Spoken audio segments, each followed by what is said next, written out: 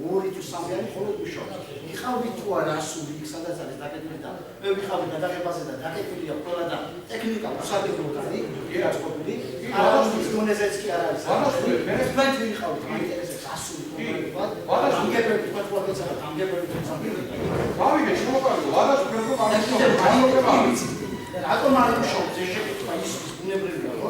თქვენ აი ეს პამელი, არა, თქვენ კრიტიკა ეს დაუბრუნდება ხელისუფლებას და რატომ დაუბრუნდება თუ გადაცემული იყოს და თუ იმ სტანდარტ ჩარჩაჭდა ის ხალხი, მოეწყობა თუ არა ამაზე პასუხი და მაინტერესებს კი ეს შეკითხვა.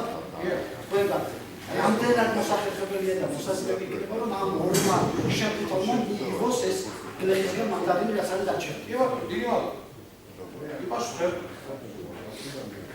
პირველ რიგში ის შემთხვევაში ის პირობა ვერ შეასრულა. დათო, ერეილა. პირობა ვერ შეასრულა.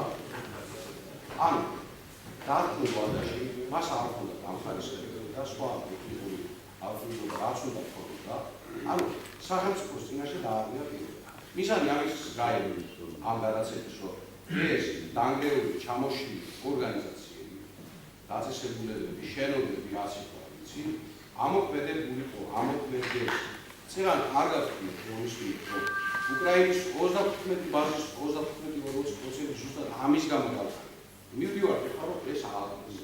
ეს წელიწადში ეს არ იქნება. წელს შეიძლება უმოვაში კონკრეტული ის ვინც ვერ შეასრულა მეკი კანონის მიხედვით, რასაც თვალისწინებს კანონი, ამის მიხედვით მოხდება ალბათ მისი დაბრუნება სახელმწიფოზე ან რა მე ვერ ვიპასუხებ არ ვიცი. მაგრამ პასუხი სამინისტრო შეშენება ვისთანაც აქვს, მაგრამ მე ვარაუდობ რომ რახანს დაარღვია მან პირობა. ალბათ დაუბრუნდება ისე სახელმწიფოს. ეგეა. მეორე რაც შეეხება შეფუთალ საწარმოებს. თქვენ ამბობთ რომ არ მუშაობს. მე გეტყვით რომ არ მუშაობს ძალიან ბევრი. იმიტომ რომ მე უჯრედსაც ვეთანხმები. კლიენტი უნდა მოვიდეს, ყიდველი უნდა მოვიდეს. რომ შესაბამისად პროდუქცია გავიტანოთ. და მეორე, ჩვენ უნდა გავხდეთ ჩვენი საქონლის პატრონი. ჩვენ რომ მოვიწვიეთ 20 ტონა მანდარინი. აი მითხარით, ერთი ქვეყანა დამისახეთ. ციტრუსთან დაკავშირებით მაგალითად. მალტუჩას პროდუქციასთან მე არ ვარ სხვა რაღაცებს, ხო? სადაც სახელმწიფო იდეებს ამას. სახელმწიფო არ იდეებს, ხო, უფრო მეც გეტყვი. ჩვენ ახლა ამ შემთხვევაში ციტრუსი გვაინტერესებს. მაგრამ მოდით სხვაგანს შევხედოთ. რატო კარტოფილი არ გვაინტერესებს? გომბოსტო არ გვაინტერესებს, აფილო არ გვაინტერესებს, ვაშლი არ გვაინტერესებს, მსხალი არ გვაინტერესებს და ასე, ხო? ანუ მე რას ვამბობ ახლა რომ ბიზნესმა უნდა წამოვიდეს. საწარმო რომელიც თქვენთან გაიხსნა კონკრეტში. ეს დიდი საწარმო. უცუბანში აი ეს საწარმო. ხალხის საწარმოშია საუბარი. მე მეგონა სიმართლეს გეტყვით რომ ალბათ მეთქი გააკეთებენ, ვერ გააკეთებენ. ყველაზე ადრე იმას გააკეთეს, ნორმალურად გააკეთეს. მაგრამ როგორც აღნიშნე, ეს საწარმოები ვალდებული არ არის, რომ მოსახლეობისგან ჩაიბარო მანდარი. ანუ ის რაც საბჭოთა კავშირის პავლიონები მანდარის reguloდნენ, ეს პავლიონი სახელმწიფო ყიდულობდა მანდარის, იმიტომ რომ ვლადივოსტოკში უნდა გაეგზავნა, ნოვოროსიისკში უნდა გაეგზავნა და სხვაგან.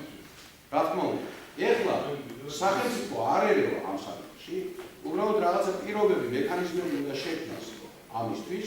ერთ-ერთი იყო ასეთი, რომ ერთად გადავიცეთ კლიენტები, ის ვისაც დღეს კლიენტი ყავს, ეს ორგანიზაციები დაინტერესებული არიან იმით და ჩვენ პირდაპირ განვაცხადეთ ესეთი რაღაცა ვიანგარიშე, რამდენი დაუჯდება მათ. და ადრეც ასე იყო ყოველ შემთხვევაში. წელს აქვს $50 ეკვივალენტი. რა შედის ამაში? მიღებული პროდუქციის ჩამოტვირთვა $50 ეკვივალენტი.